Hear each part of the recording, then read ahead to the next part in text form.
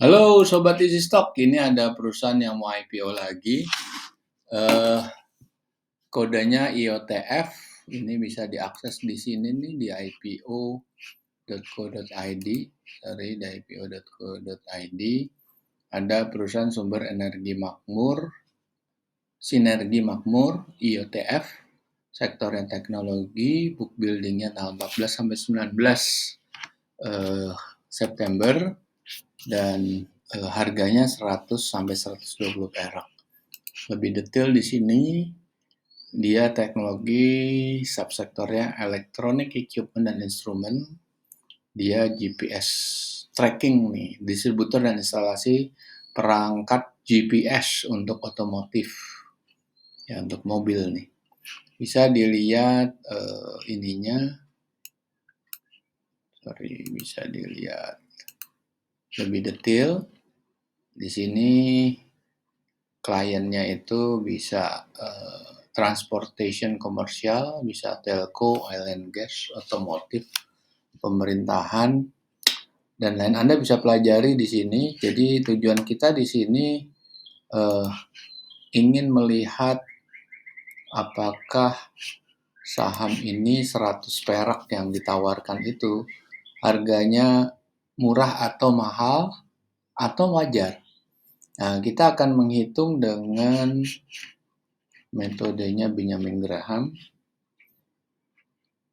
Nah, di sini kita pakai bukunya Security Analysis dan Intelligent Investor. Dua buku pegangannya Warren Buffett untuk menghitung nilai wajar saham, baik yang sudah listed atau yang mau listed. Nah, ini kita sudah buka rumusnya seperti ini. Kita akan menggabungkan apa saja yang di laporan keuangan. Tentunya itu ada laporan laba rugi, neraca, dan cash flow. Juga kita juga memasukkan auditor's note. Jadi ini harus laporan keuangan yang lengkap atau long form. Nah, dari profit and loss dan cash flow kita akan mendapatkan free cash flow yang akan kita ekstrapolasi dengan average industry growth. Kita gabungkan dengan neraca, kita akan dapat surplus dan defisit neraca.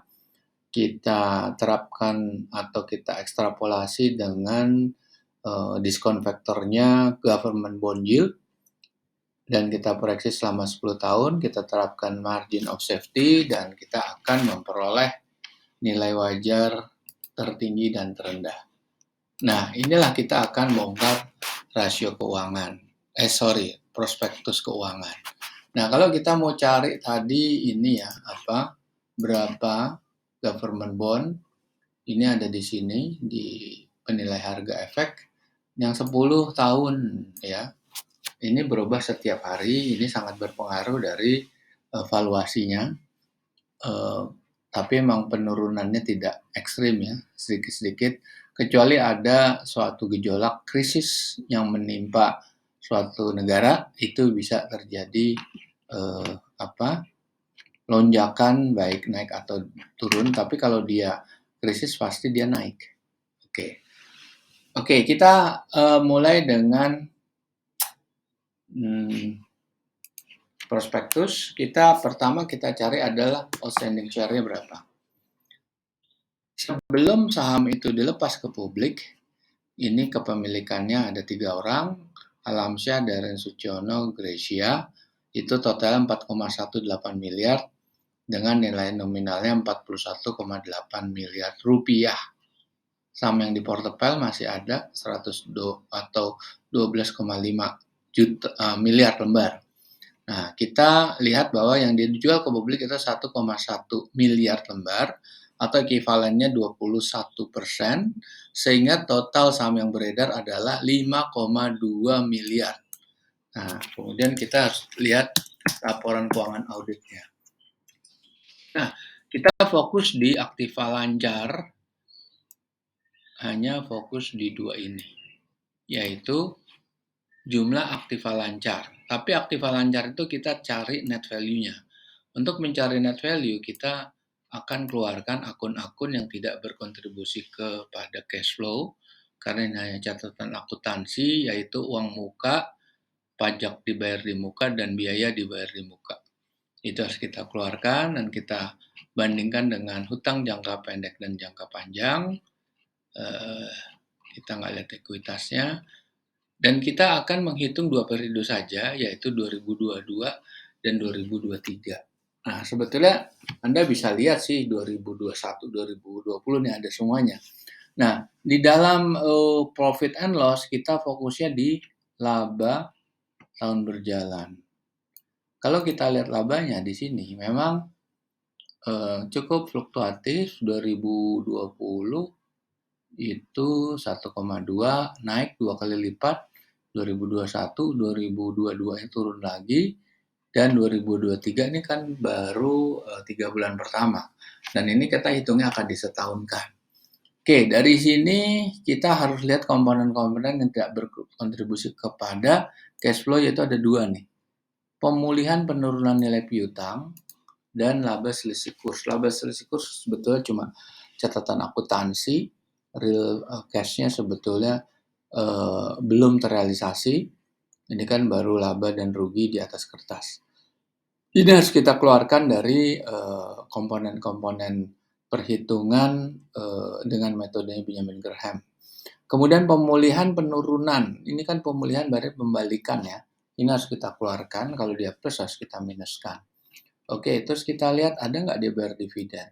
Ada nih bayar dividen di tahun 2022 sebesar 200 juta rupiah.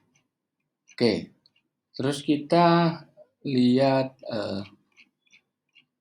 cash flow. Ini juga ada pengeluaran aktif atau tetap. Tahun 2023 pengeluarannya 4,2, itu baru 3 bulan ya. Kalau dia 4 full year-nya itu ya dikali 3 aja asumsinya, berarti kisar 13-an. 2022 pengeluaran biaya modalnya tinggi 26,5 miliar. Oke, terus kita lihat ada nggak non-performing loan-nya.